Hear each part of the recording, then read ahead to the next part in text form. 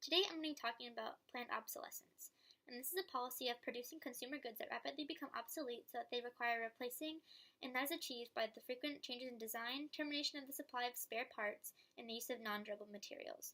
And this ensures that the current version of a given product will become out of date or useless in a known time period. And there's three types of planned obsolescence that I'm going to talk about today.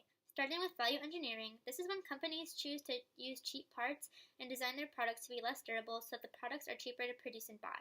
And companies do this because technology is developing and improving at such a rapid rate that they don't want to spend money on parts that will become useless and obsolete after a short period of time.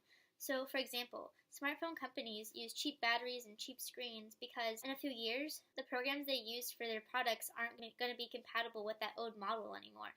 The second type of obsolescence is functional obsolescence. And this is when an innovation is introduced and makes an older product obsolete. And what comes out of this is that consumers get a better, quicker product, but also that old product's usefulness and desirability are reduced because it has an outdated design feature that can't be easily changed. And so an example of this would be the Wii versus the GameCube. When the Wii came out, it made the GameCube obsolete because the Wii can play both Wii games and GameCube games, thus you don't need both devices, you only need the Wii.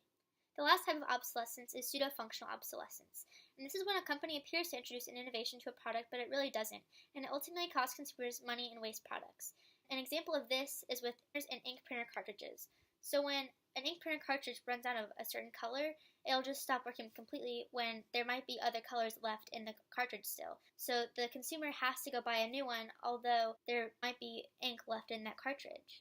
Many people think of obsolescence as being a bad thing, but it actually has a few good things. It keeps employment rates up because the more you're producing, the more people that you need to make those new products, and it also allows for more variety in the market so people can choose the product that's really truly right for them.